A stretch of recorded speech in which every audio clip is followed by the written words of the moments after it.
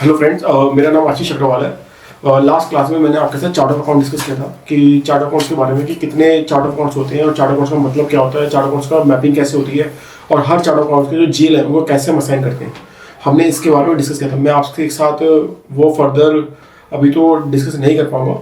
सो अगर आपको उसको रिवाइज करना है तो आप मेरी प्रीवियस क्लास को देखिए, लेकिन just for the purpose of revision मैं आपके साथ चार्ट ऑफ अकाउंट्स की डेफिनेशन डिस्कस कर लेता हूँ, ठीक है, ताकि इसके साथ मैं कंटिन्यूएशन में रखूँ। जीएल मास्टर कैसे क्रिएट करते हैं, जीएल मास्टर होता क्या है और जीएल मास्टर का रिलेवेंस क्या है, ठीक है। ओके। तो चार्ट ऑफ अकाउंट्स के बारे में मैंने क्या पढ़ा था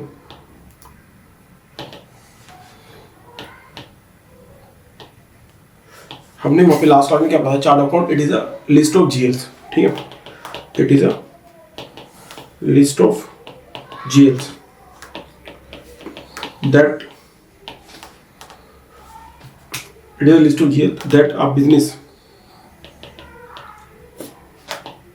uses to post financial transactions, ठीक है। ये लिस्ट ऑफ जीएल है जो एक बिजनेस यूज करता है। बिजनेस कौन? आपका क्लाइंट, ठीक है, और जिसको आप सर्विस दे रहे हो, एसएपी की, चाहे सपोर्ट दे रहे हो, चाहे आप इम्प्लीमेंटेशन की सर्विस दे रहे हो, ठीक है। तो बिजनेस का मतलब वो होता है, ठीक है। वो कोई भी लिस्ट ऑफ जीएल्स, ठीक है, लिस्ट ऑफ जीएल, उसको एक क्या चाहिए? पेरेंट्स चाहिए। देखो हर एक बच्चों के लिए ना पेरेंट्स होने जरूरी है, हाँ, ठीक है। तो हर बच्चों को पेरेंट्स होते भी हैं, सिंपल बात है। तो ठीक है, तो लिस्ट ऑफ जीएल्स क्या है? ये बच्चे हैं, तो उनका पेरेंट कौन है? चार्ट ऑफ अकाउंट, ठीक है। तो चार्ट ऑफ अकाउंट क्या है? List of GL. और जीएल, वो जीएल्स क्या आपके बच्चे, उन बच्चों का पेरेंट्स कौन है? चार्ट ऑफ अकाउंट, ठीक है। List of GLs that a business uses to post financial transactions, ठीक है। सिंपल सी डेफिनेशन, कुछ ज़्यादा टिपिकल नहीं है। चार्ट अकाउंट में 3 तरह के होते हैं: operating, country specific and group chart accounts. इनकी मैपिंग कैसी होती है ये मैं आपको डिस्कस कर चुका हूँ, ठीक है। और इनके जीएल कैसे मैप होता है वो भी मैं आपको डिस्कस कर चुका हूँ, ठीक है। तो इससे हम इसके बारे में ज़्यादा डिस्कस नहीं करते। लेट्स डिस्कस अबाउट द जीएल्स, क्योंकि अगर आप इसी में ही घूमते रहेंगे रिवीजन के अंदर तो चीज़ें खराब हो सकती है, टाइम खाएगा, आपका बहुत ज़्यादा वेस्ट होगा और ये क्लास कभी कंप्लीट नहीं हो पाएगी। तो बेटर है कि अगर आपको कोई डाउट है चार्ट ऑफ अकाउंट्स को लेकर तो प्लीज़ मेरी क्लास देखिए। अगर उसके क्लास देखने के अंदर भी कोई डाउट है तो प्लीज़ मुझे कमेंट करना, तो मैं नेक्स्ट क्लास के अंदर उस पॉइंट को डिस्कस कर लूँगा, ठीक है। Okay, thank you so much. तो अब हम बात करते हैं जीएल की, ठीक है। तो आज हम डिस्कस करने के वाले हैं जीएल मास्टर, ठीक है। जीएल मास्टर बाय मी, आशीष अग्रवाल, ठीक है। तो अब जीएल मास्टर के बारे में बात करते हैं। तो मेरा ना क्वेश्चन आप लोगों से, देखो अगर आप कॉमर्स बैकग्राउंड के स्टूडेंट हैं तो मेरा आपसे क्वेश्चन है, तो मुझे आप ये बताइए कि आपने कभी सुना होगा अकाउंट किसे कहते हैं? What is account? सुना होगा लाइफ में अकाउंट? अगर कॉमर्स बैकग्राउंड के स्टूडेंट है, देखो अकाउंट का बेसिक मीनिंग क्या होता है? एक टी शेप का फॉर्मेट जिसके लेफ्ट हैंड साइड में डेबिट होता है, राइट हैंड साइड में क्रेडिट होता है। सिंपल मीनिंग ऑफ अकाउंट, ठीक है। Account refers to a T shape format in which left hand side represent debit, right hand side represent credit, ठीक है। तो मैं अगर इसको बोलूँ तो it refers to T-shaped format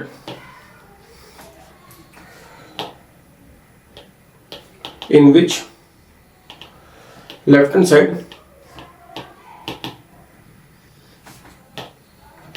represent debit and right hand side represent credit, ठीक है। मेरी राइटिंग में मुझे ना जस्ट अंडरस्टैंड कि मैं बोल क्या रहा हूँ, ठीक है। आपको इतना बहुत ही स्लोली बोल रहा हूँ तो ताकि आप इसको लिख भी सको जैसे मैं बोल रहा हूँ, ठीक है। तो अपनी हैबिट बिल्ड करो कि जो जैसे टीचर बोलता है तो उसको लिखने की। मैं हर चीज़ नहीं लिख सकता। और अगर आपको चलो कुछ स्टूडेंट्स हैं थोड़ा जिनको टाइम लगता है तो वो मेरे टेलीग्राम चैनल से मेरे नोट्स ले लेंगे। 11th और 12th और CSCPT की अकाउंट्स की थ्योरी की मैंने एक नोट्स बना के 40 to 50 पेजेस की, उसके अंदर मैं बहुत ही सिंपल वे में डेफिनेशन करके हर चीज़ की। मैं डेफिनेशन वो नहीं यूज़ करता जो बुक्स में लिखी हुई है, मैं डेफिनेशन वो यूज़ करता हूँ जो मैंने अपने प्रैक्टिकल एक्सपीरियंस के अंदर जो मैंने फील की है, ठीक है। और वही आपकी लाइफ को बहुत सरल बनाएगी। देखो पास होने के लिए चाहिए, पास ही रहो एग्जाम में। देयर इज नो नीड कि मैं रैंक होल्डर बनूंगा, गोल्ड मेडलिस्ट लेके आऊंगा, टॉपर बनूंगा। There is no need, just basic understanding होनी चाहिए। आपको अपने सिंपल ऑल द थिंग्स को सिंपल रखो जितना भी हो सके, ठीक है। तो अकाउंट की डेफिनेशन आपको बता दिए। अब मुद्दा क्या होता है, हम पढ़ने के वाले जनरल लेजर। सर मुझे ये समझ नहीं आया कि जनरल लेजर पढ़ाने बैठे हो और अकाउंट्स की डेफिनेशन पढ़ा के आप क्या तीन मार दिया आपने वहां से। देखो जी, हर बच्चे का ना, जब मैंने एसएपी के अंदर अपना करियर स्टार्ट किया था तो मेरे साथ में ना एक डाउट रहता था हमेशा कि मेरे को सीधा जनरल लेजर बनाने को क्यों दिया जा रहा है। Why I am not create accounts, जो मैं टैली के सॉफ्टवेयर बनाता हूँ, मैं सीधा जीएल बना रहा हूँ, अकाउंट नहीं क्रिएट कर रहा। देखो एसएपी ने क्या किया हुआ, ये जनरल लेजर वर्ड यूज किया है बेसिकली क्या ये, वाई जनरल लेजर वर्ड क्यों यूज किया इन्होंने एसएपी ने।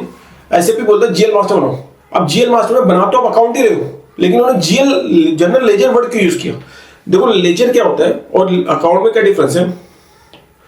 अकाउंट जो होता है ना वो एक स्पेसिफिक इवेंट को रिप्रेजेंट करे, स्पेसिफिक ट्रांजैक्शन को, स्पेसिफिक इवेंट बोल लो या ट्रांजैक्शन बोल लो, ठीक है। एक स्पेसिफिक पर्टिकुलर स्पेसिफिक आइडेंटिटी को रिप्रेजेंट कर रहा है अकाउंट, ठीक है। लेकिन लेजर क्या कर रहा है, it is a consolidation of all specific events, transactions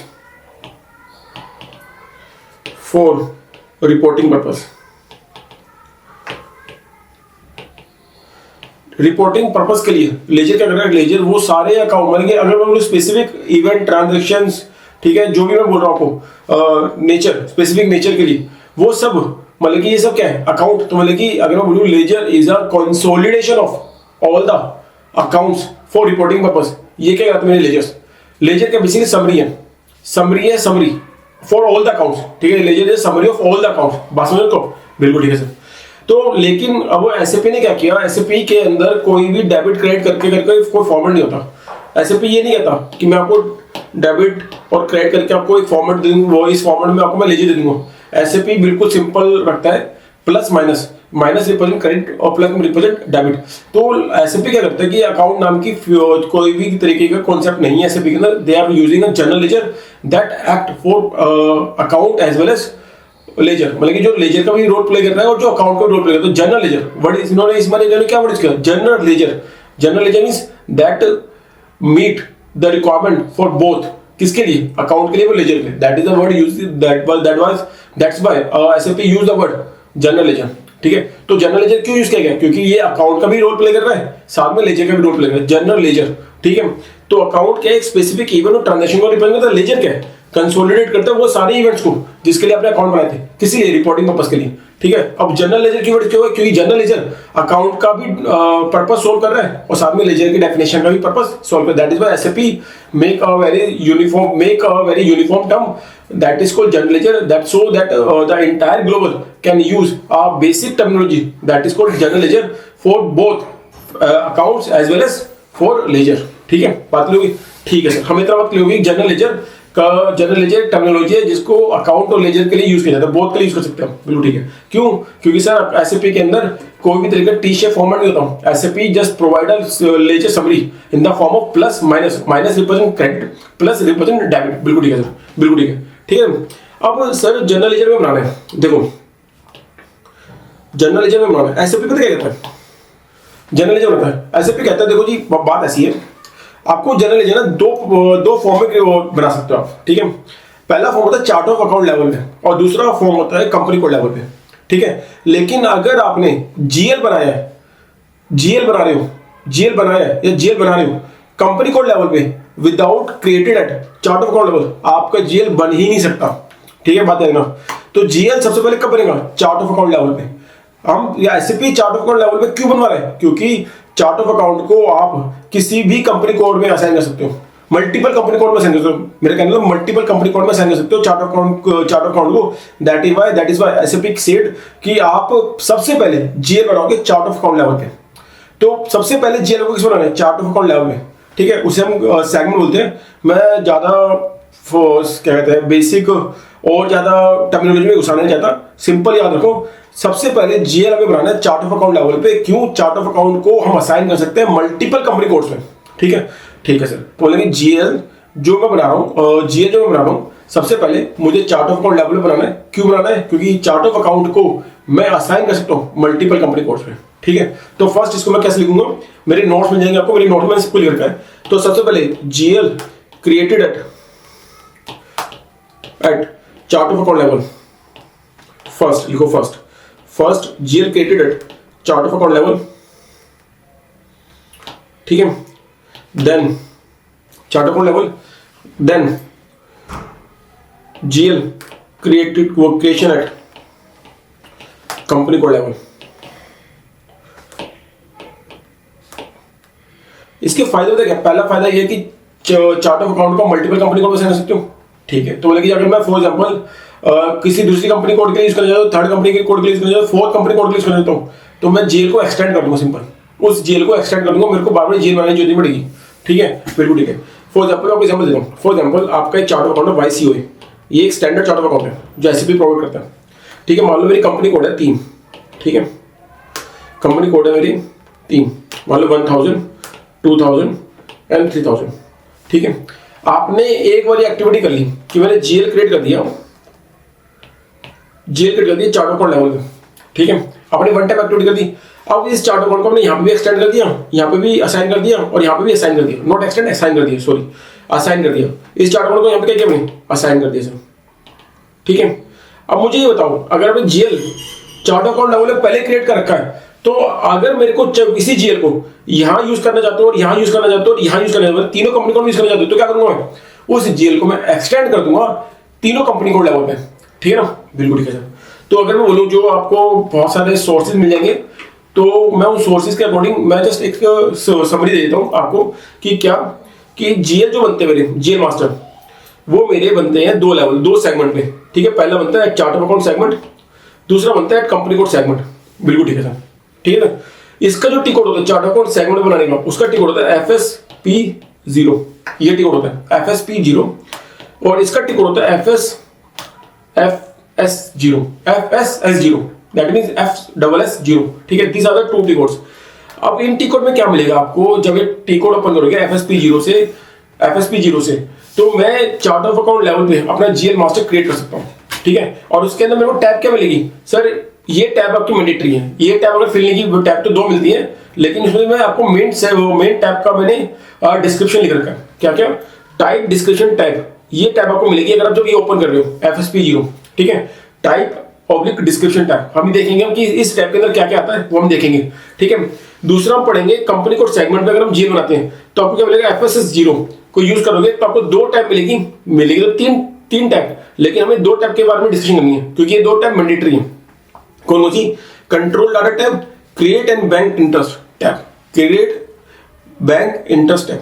मेरे एक क्वेश्चन आप लोगों से, क्या सर अगर सर मैंने GL chart of account level पे बनाया नहीं है, क्या मैं कंपनी कोड लेवल पे बना पाऊंगा? बिल्कुल नहीं। मेरा पहला पॉइंट क्या है? सबसे पहले मेरा जीएल बनेगा किस पे? चार्ट ऑफ अकाउंट लेवल पे। अगर आपने चार्ट ऑफ अकाउंट लेवल पे जीएल नहीं बनाया तो कंपनी कोड लेवल पे जीएल नहीं बना सकता। ये बात अपने दिमाग में डाल लो। First I need to create GL at chart of account level, ठीक है। देन आई एम एलिजिबल और system allow me to create GL at company code level. Sir मुझे ये बताओ, क्या ये 2 लेवल बनाना जरूरी है? नहीं, आप इन दोनों को कंबाइन करके भी बना सकते हो। जिस टी कोड से FS00 उसको बोलते हैं सेंट्रली, ठीक है, सेंट्रली। तो मेरे मेरे जो जीएल है वो 3 लेवल बनते हैं। पहला चार्ट ऑफ अकाउंट लेवल में, दूसरा कंपनी कोड लेवल में, तीसरा सेंट्रली में क्या होता है? कंपनी कोड लेवल और चार्ट ऑफ अकाउंट लेवल, ये दोनों के दोनों कंबाइंड, तीनों टैब, इन तीनों सेगमेंट, दोनों सेगमेंट के तीनों टैब आपको FS00 मिल जाते हैं जब आप सेंट्रली बनाना चालू करते हो। तो आप ना इस चीज से फ्री हो जाते हो कि क्या ये जीएल मैंने कंपनी कोड बस एक्सटेंड करा ही नहीं करा, ठीक है। इस चीज से आपको मतलब एरर फ्री हो जाते हो, मतलब आपको एरर नहीं आता, मतलब इस रिस्क से फ्री हो जाते हो क्या ये जीएल मैंने कंपनी कोड पे एक्सटेंड किया नहीं किया, ठीक है। तो अगर आप GL chart of account level और कंपनी कोड पे अलग अलग बनाना नहीं चाहते हो तो आप उसको कंबाइन करके बना सकते हो through a T code of FS00 that said कि GL has to be created at centrally means both at chart of account level and at company code level. बिल्कुल ठीक है सर, ठीक है सर। तो जीएल मास्टर बनाने के 2 segment होते हैं, chart of account level, company code level. Company code में मेरी 2 टैब आती तो 3 टैब है, लेकिन 2 टैब मेरी मैंडेटरी है जिसके बिना मैं जीएल कंपनी कोड लेवल पे बना नहीं सकता। पहला control tab, second create bank interest tab, ठीक है। और मेरा चार्ट ऑफ अकाउंट लेवल पे मेरी टैब का नाम क्या है? Type description. लेट्स डिस्कस कि मैं टाइप डिस्क्रिप्शन में क्या क्या चीज मिलेगी। देखो सर, ये मेरे को टाइप एंड डिस्क्रिप्शन मिलता है, क्या क्या।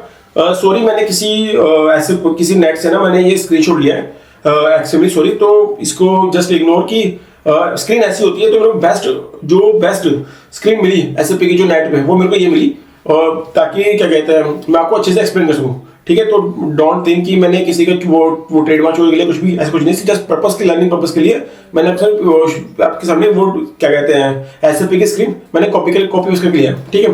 देखो हमें क्या क्या मिलेगा, मैंने वो बोला टाइप डिस्कशन टैब मिलती है, कंट्रोल डाटा टैब मिलती है, क्रिएट बैंक इंटरेस्ट मिलता है, ठीक है। ये 3 टैब आपको कहाँ मिलती है, तीनों कंबाइन कर दूंगा मैं FS00 में, ठीक है। और अगर आपने FSP0 चालू किया तो आपको सिर्फ इतना ही पार्ट मिलेगा, टाइप डिस्क्रिप्शन, और एक टैब मिलेगी अलग से ये वाली क्रिएट बैंक और इन्फॉर्मेशन करके, ठीक है। 2-3 टैब अलग से आ जाती है, लेकिन मेरे लिए मेन इंपॉर्टेंट टैब कौन सी है, FSP0 की टाइप डिस्क्रिप्शन की, और FS00 की FSS0 के अंदर कौन सी टैब मिलेगी, ये 2 टैब मिलेगी, control data, create bank interest, बिल्कुल ठीक है, बिल्कुल ठीक है सर, ठीक है। और अगर मैं FS00 यूज करूं तो ये तीनों टैब मेरे को कंप्लीट करनी मैंडेटरी हो जाती है, ये तीनों टैब मेरे को कंप्लीट करनी मैंडेटरी हो जाती है, ये तीनों टैब कंप्लीट करने में मैंडेटरी हो जाता है अगर मैं FS00 को यूज कर रहा हूं, बिल्कुल ठीक है सर। अब देखो मेरे को अगर FSP0 टी कोड को यूज करूं, दैट मींस कि मैं अगर GL क्रिएट कर रहा हूं at chart of account level पे, तो मुझे क्या क्या लाइन आइटम देखने को मिलेगी जिसको मेरे को फील करना है। और देखो मैं आपको बताऊं, मैं अभी आपको एसएपी की स्क्रीन से GL बनाना नहीं सिखा, वो हम आराम से सीखेंगे। देखो मेरा ना, मैं बेसिक पढ़ना पड़ेगा मतलब पहले बस first of all we have to understand the terminologies. अगर आपको टर्मिनोलॉजी नहीं पता ना, और अगर आपको नहीं पता कि आप पढ़ना क्या, जो आप करने क्या वाले हो, तो अपना एसएपी के अंदर जितने बड़ी मत्था मारते हो तो आपको नहीं समझ आएगा कुछ। मैं आपको फ्रेंकली स्पीक बता रहा हूँ, मैंने हर किसी को ये बोलता हूँ कि अगर आपको प्रोसेस की नॉलेज है ना, प्रोसेस की, एसएपी कोई बड़ा चैलेंज नहीं है आपके लिए, मैं आपको फ्रेंकली बता रहा हूँ। तो first of all you have to understand क्या कि टाइप डिस्क्रिप्शन के बारे में, कि टाइप डिस्क्रिप्शन में क्या क्या फील्ड्स आती हैं जिसको आपको फील करना होता है ताकि आप अपना GL at chart of account level पे कंप्लीट कर सको। बिल्कुल ठीक है सर, क्या क्या फील्ड आती हैं सर, देखो मैंने यहाँ पे लिख रखा है, देखो क्या क्या, तो आपको 3 एरिया मिलेंगे, क्या क्या,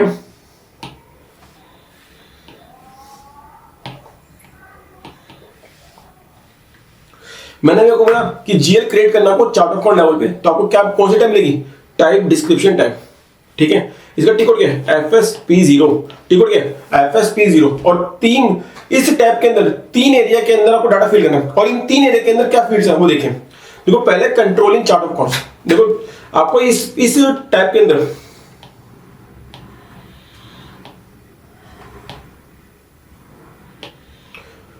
इस टैब के सब टैब के अंदर आपको 2 चीजें आपको देखनी है, क्या क्या, GL अकाउंट टाइप और अकाउंट ग्रुप, ये 2 चीजें आपको डालनी है। सिस्टम आपको ड्रिल डाउन का ऑप्शन देगा, पहले हमें पता होना चाहिए GL अकाउंट टाइप होते क्या है और अकाउंट ग्रुप क्या होते हैं, ठीक है। अगर हमें ये पता होंगे तो हम बहुत इजीली ड्रिल डाउन से हम उसको सर्च करके सिलेक्ट करके ड्रिल डाउन से सिलेक्ट करके हम उसको प्रॉपर्ली सेलेक्ट करके अपना GL क्रिएट कर सकते हैं at chart of account level पे, ठीक है।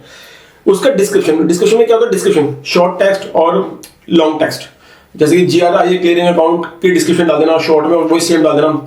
यहाँ पे विदाउट टैक्स पेबल के अंदर बहुत सारी जेल होते हैं, 194C JIK एंड क्या जो भी है, ठीक है। उसका एक इसी टैब के अंदर थर्ड सब टैब आती है, वो कौन सी, consolidated data in chart account.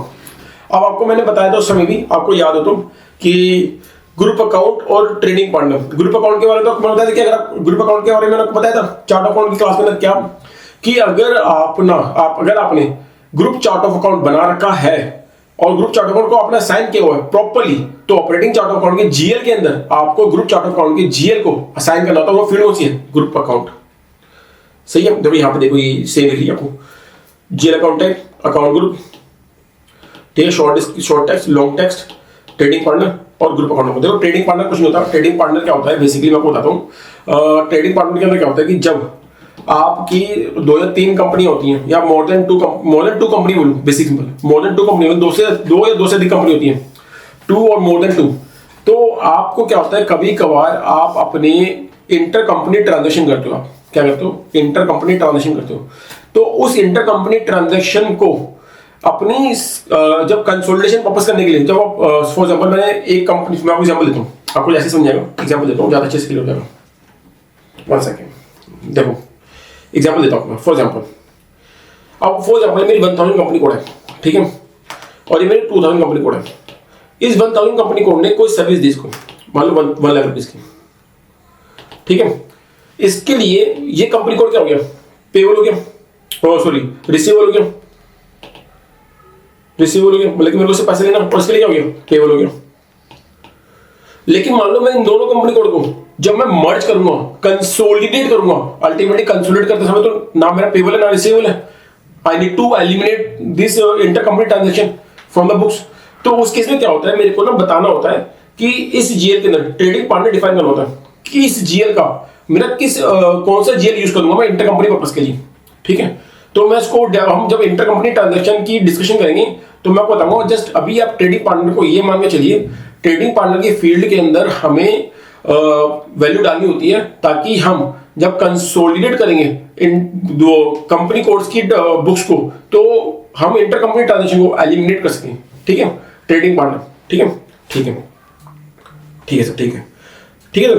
तो अब मैं आपके साथ आपको मैंने अभी तक क्या डिस्कस किया, मैंने आपको अभी तक क्या बताया, मैंने आपको बताया जीएल मास्टर बनाने जा रहे हो। GL is nothing, is also called as account, is also called as ledger, ठीक है। जीएल मास्टर बनाने के 2 तरीके होते हैं, at chart of account level, at company code level, बिल्कुल ठीक है सर। फिर मेरा एक क्वेश्चन मैंने आपको बताया था कि अगर हम चाहें इन दोनों को बाइफर्केट ना करके, मतलब कि फर्स्ट मैं चार्ट अकाउंट लेवल बनाऊं, सेकंड में ग्रुप चार्ट अकाउंट, वो फर्स्ट में चार्ट अकाउंट लेवल बनाऊं, सेकंड में आपका कंपनी कोड लेवल बनाऊं, इन दोनों को मर्ज करके मैं सेंट्रली बना सकता हूं। उसका टिक होता है FS00, ठीक है। अगर मैं जीएल मास्टर बना रहा हूं सेंट्रली, ठीक है, जीएल मास्टर बना रहा हूं अगर मैं सेंट्रली, ठीक है, तो मेरे को जीएल को एक्सटेंड करने की जरूरत नहीं है, जीएल को एक्सटेंड करने की जरूरत नहीं, कंपनी को लेवल बाय, बिकॉज जब वो सेंट्रली है तो उसके अंदर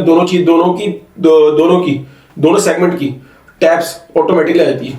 तो अगर मैंने सेंट्रली बना दिया तो मतलब कि वो जीएल चार्ट अकाउंट लेवल बन गया और कंपनी को लेवल बन गया। तो मैंने अभी आपके साथ जो स्टार्ट किया वो स्टार्ट किया जीएल, अगर मैं चार्ट ऑफ अकाउंट लेवल बनाता हूं तो मेरी जो पहली टैब होती है उसका नाम है टाइप डिस्क्रिप्शन। उस टैब के अंदर मेरे को 3 एरिया मिलते हैं, 3 एरिया, क्या क्या, control in chart of account level, description and consolidated data in chart of account. ये 3 एरिया है, देखो अगर आपको देख रहे हो तो ये 3 मेरे एरिया है, क्या क्या,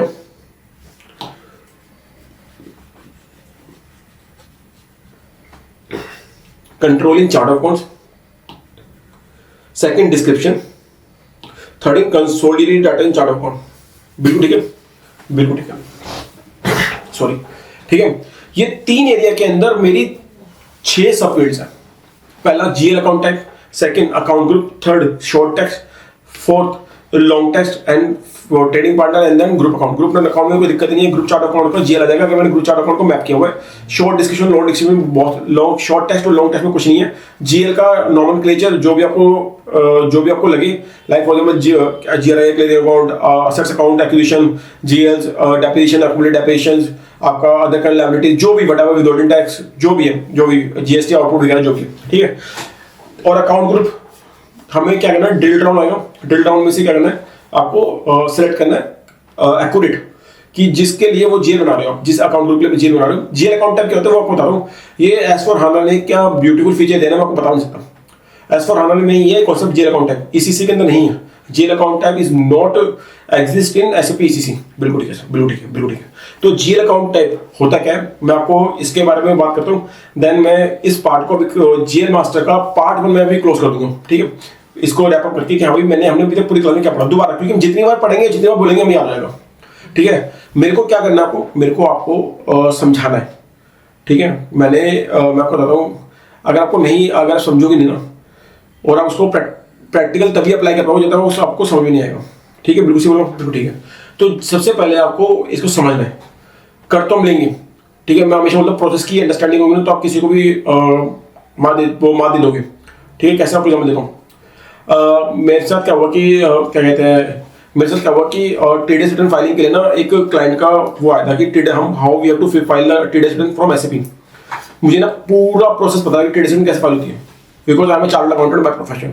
तो मेरे को तो रोज का काम है टीडीएस रिटर्न फाइल करना, तो मुझे पता था कि आरपीयू फॉर्मेट होता है, उसका फॉर्मेट का डिजाइन मुझे पता है पहले से। तो रेदर देन मैंने किसी डेवलपर का सपोर्ट लेके मैंने पहले देखा कि एसएपी मुझे किस लेवल का टेस्टिंग फॉर्मेट दे रहा है। और मैं आपको बताऊं, आपकी 80 to 90% requirement SAP standard fulfil कर देता है। लेकिन मजे की बात पता क्या है, जो कंसल्टेंट इन्होंने कंपनी में बिठा रखे होते हैं ना, वो गधे भरे होते हैं, क्योंकि उनको खुद नहीं पता कि हाँ भाई कैसे मैं स्टैंडर्ड से इनकी बेसिक रिक्वायरमेंट फुलफिल कर सकता हूँ। क्यों? वो बेचारा एसएपी स्टैंडर्ड करके एसएपी की कन्फिगरेशन करके अपने को लगता है कि बहुत बड़ा खलीफा समझता है आपको। दे डोंट हैव अंडरस्टैंड कि प्रैक्टिकली कैसे करते हैं। वो क्या करता है, अब क्लाइंट के लिए ना बहुत बड़ी दिक्कत होती है। क्लाइंट क्या करता है, क्लाइंट को ना डरा देते हैं कि हमें आपको सीआर करेंगे, चेंज रिक्वेस्ट आएगी, आपको डेवलपमेंट करानी पड़ेगी, डेवलपर का अलग खर्चा, ये खर्चा वो खर्चा है। जरूरत ही नहीं है यार। पहले आप समझो तो सही कि सामने वाला जो आपने फिको कंसेप्ट डाल रखा है उसको प्रॉपर टीडीएस रिटर्न कभी जिंदगी में फाइल की है, जीएसटी रिटर्न कभी जिंदगी में फाइल की है, उसको यही नहीं पता जीएसटी रिटर्न कैसे फाइल की है, तो वो आपको क्या स्टैंडर्ड सोल्यूशन देगा। एसएपी एक वो सॉफ्टवेयर है ना, एसएपी खुद प्री डिफाइंड सोल्यूशन देता आपको इतनी दिमाग मत्था पाची मारनी जो होती है। मैंने 2 क्लाइंट में किया था टीडीएस, मैंने बताया कि कैसे एसएपी से फाइल की, कैसे एसएपी से फाइल कर सकते हो टीडीएस रिटर्न। ठीक है, टीडीएस की टर्न, मैं टीडीएस के चलान बुलान नहीं बोल रहा हूँ। How you we have to file the TDS through on the SAP portal. बिल्कुल सिंपल था यार, कोई बड़ा चीज था। मैंने बस 2-2.5 घंटे लगाए, अच्छे से देखा कि हाँ भाई ये फील्ड आ रही है, उसको मैप किया, टीडीएस फाइल जाती है। ठीक है, तो फर्स्ट आपको ना प्रोसेस पता होना चाहिए। मेरा कहने वाला से ये प्रोसेस पता है ना आपको, आप जंग जीत जाओगे। ठीक है, एसएपी के अंदर कोई बड़ा चैलेंज नहीं है। एसएपी आपको नेट पे बहुत सोल्यूशन मिल जाएंगे आपको हर चीज के, लेकिन अगर प्रोसेस पता हो तो सोल्यूशन भी ढूंढने में आसानी होगी। कहते हैं ना कि नकल मारने का फायदा तो नकल तभी तो मार पाओगे जब आपको पता है कि नकल कहाँ मारनी है। सही बोला हूँ? बिल्कुल ठीक है। तो जीएल अकाउंट टाइप करते हैं, देखो जीएल अकाउंट टाइप में होता क्या है, एसएपी बोलता है कि मेरे ना 5 तरह की जीएल अकाउंट है। ठीक है, नहीं 5 तरह की XNPS-C। मैंने बहुत सिंपल बना है। देखो x stands for balance sheet account. आपको पहले चेक करना है कि जो जीएल मास्टर बनाने वाले आप, जो जीएल मास्टर बना रहे हो वो बैलेंस शीट नेचर का। ठीक है, और दूसरी वो बाकी 3 के non operating cash, non operating expenses और इनकम, प्राइमरी कॉस्ट और revenue, sorry secondary cost and last cash account. जो 3 ही है ना एनपीएस, ये सारे वो होते हैं जो पीएनएल अकाउंट नेचर के। ठीक है, जो पीएनएल अकाउंट नेचर के ना वो मेरे होते हैं non profit, non operating expense और इनकम, प्राइमरी कॉस्ट और रेवेन्यू, सेकेंडरी कॉस्ट। ठीक है, और लास्ट इज कैश अकाउंट। ठीक है, अब ये सर मेरे को ये बताओ, पीएनएल अकाउंट का कोई भी खर्चा है, मान लो मेरा सैलरी एक्सपेंसेस है। ठीक है, सैलरी एक्सपेंसेस हो गया, कोई भी खर्चा हो गया, ये तो मेरा पीएनएल अकाउंट खर्चा। अब मुझे बताओ कि मैं इनमें से किस वो सैलरी एक्सपेंस का मैं जीएल बनाऊंगा। जब मैं सैलरी एक्सपेंस का जब जीएल बनाऊंगा तो मैं एन सेलेक्ट करूंगा, पी सेलेक्ट करूंगा, एस सेलेक्ट करूंगा। मेरे ब्रदर आपको ये देखना है कि जो भी खर्चे का और इनकम का जो भी जीएल बना रहे हो आप, उसकी आपको कंट्रोलिंग करनी नहीं करनी है, ये मैटर करता है आपके लिए। ये आपको क्लाइंट बताएगा कि उसको इस खर्चे को कंट्रोल करना चाहता है या नहीं चाहता। अगर वो खर्चे को कंट्रोल करना चाहता है, उसकी एफआई में भी फाइनेंशियल स्टेटमेंट के बनाते समय उसकी पोस्टिंग देना चाहते हैं, तो उस केस में आप पी यूज करोगे, प्राइमरी कॉस्ट और रेवेन्यू। ठीक है, अभी आपको इसका मतलब बताता हूं हर एक चीज का। ठीक है, ठीक है सर, बिल्कुल ठीक है, बिल्कुल ठीक है, ठीक है, बिल्कुल ठीक है। आप सुनो ध्यान से, बैलेंस शीट अकाउंट में बिल्कुल क्लियर है कि जितनी बैलेंस शीट की, अगर कोई बैलेंस शीट, और देखो 2 ही फाइनेंशियल स्टेटमेंट होती है आपकी, उसमें पहली होती है बैलेंस शीट, दूसरी होती है profit and loss account. Balance sheet तो बिल्कुल सिंपल है, लायबिलिटी और एसेट्स, और दूसरा प्रॉफिट एंड लॉस अकाउंट, जिसको डेबिट में आपका एक्सपेंस होता है, क्रेडिट में आपकी इनकम होती है। बिल्कुल ठीक है। अगर बैलेंस शीट के अगर आप अकाउंट बना रहे हो, बैलेंस शीट के अगर आप अकाउंट लेजर बना रहे हो, बैलेंस शीट के लेजर बना रहे हो, तो उसके इसमें आपको जीएल अकाउंट टाइप के बैलेंस शीट, इसमें कोई लड़ाई नहीं है, इसको कंट्रोल भी नहीं किया जाता। तो इसकी जितनी बैलेंस शीट की जितनी पोस्टिंग होती है वो आपकी किसमें होती है, ओनली एफआई में। बिल्कुल ठीक है सर, ओनली एफआई में। सर नॉन ऑपरेटिंग एक्सपेंस और इनकम ये कब सिलेक्ट करना है, अगर आप कोई भी पीएनएल अकाउंट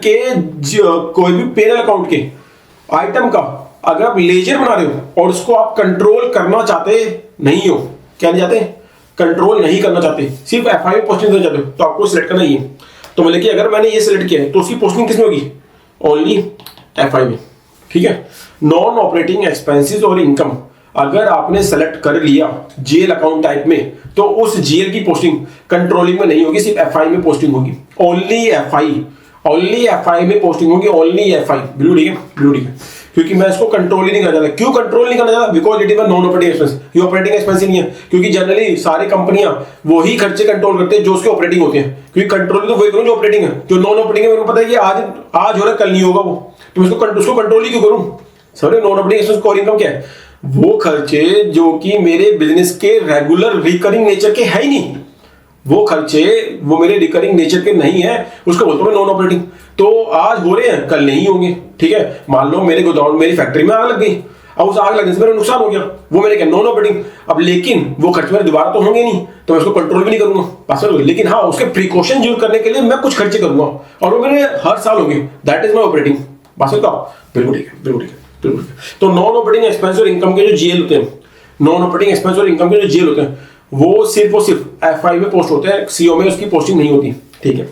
प्राइमरी कॉस्ट और रेवेन्यू अगर सिलेक्ट करता हूं सर, ये वो जीएल होते हैं जिनकी posting both FI and CO दोनों में होती है, जिनकी पोस्टिंग एफआई और सीओ दोनों में होती है। बिल्कुल ठीक है, बिल्कुल ठीक है, बिल्कुल ठीक है, ठीक है। इसमें कोई लड़ाई झगड़े वाली बात नहीं। प्राइमरी कॉस्ट और रेवेन्यू ये बिल्कुल सिंपल है।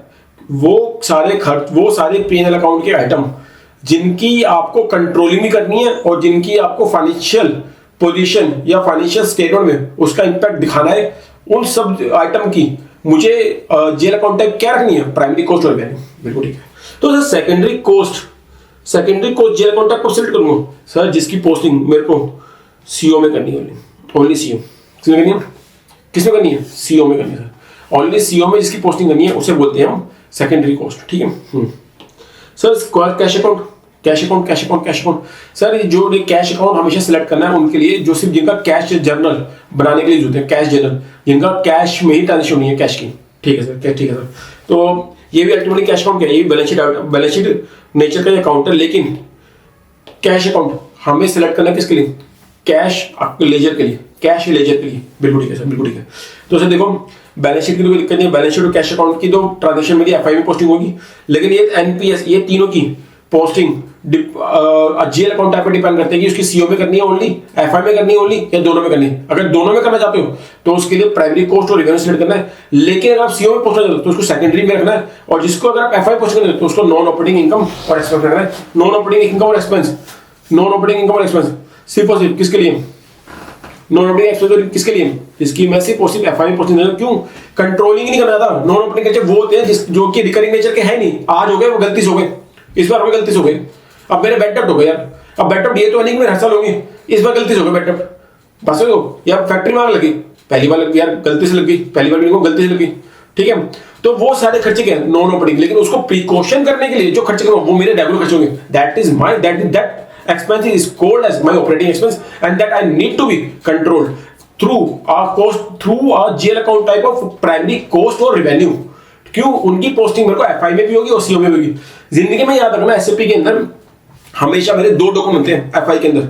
अगर आपने डॉक्यूमेंट स्प्लिटिंग को एक्टिव कर रखा है, कौन से, जब भी मैं कोई भी एफआई का डॉक्यूमेंट पोस्ट करूंगा उसका डॉक्यूमेंट मेरा सीओ में पोस्ट होगा और एफआई में पोस्ट होगा, ठीक है। लोग सोचते हैं एफआई का डॉक्यूमेंट नंबर को एफबी03 में डालना चालू हो जाते हैं, उसको बहुत अच्छा भाई, मेरे याद है ना, जो भी डॉक्यूमेंट आप देख रहे हो ना, जिसकी पोस्टिंग आपको एफआई में मिली है, एफबी03 के अंदर दिख रही है, आपको जो डॉक्यूमेंट दिख रहा है उसकी कॉरेस्पॉन्डिंग एंट्री मेरी सीओ में पोस्ट होती है, ठीक है। सीओ में आप 2 मॉड्यूल देख रहे हो, एफआई सीओ, ये 2 मॉड्यूल है। FI CO is not a single module, there are 2 module. FI एक अलग मॉड्यूल है, सीओ अलग मॉड्यूल है। आप कभी जाना naukri.com पे क्या लिखते हैं, एफआई कंसल्टेंट या सीईओ कंसल्टेंट, एफआई सीओ, मतलब ये कंबाइंड कंसल्टेंट मांग रहे हैं, they need a combined consultant. फिर को एफआई एक अलग मॉड्यूल है, सीओ एक अलग मॉड्यूल है, और इन दोनों को कंबाइन कर दोगे तो एफआई सीओ मॉड्यूल बनता है। इन दोनों का इंटीग्रेशन भी हमारे पार्ट है, लेकिन एसएपी S/4HANA ने क्या किया है कि सीओ के डॉक्यूमेंट नंबर अब एसएपी S/4HANA के अंदर ऑटोमेटिकली बैकग्राउंड से बन जाते हैं, आपको बनाने की जरूरत नहीं पड़ती है, ठीक है। इसी मारे आप जब भी एफआई में पोस्टिंग करते हो तो उसकी कॉरेस्पॉन्डिंग एंट्री सीओ में हो रही होती है, और वो कैसे होती है, जेल अकाउंट टाइप की वजह से।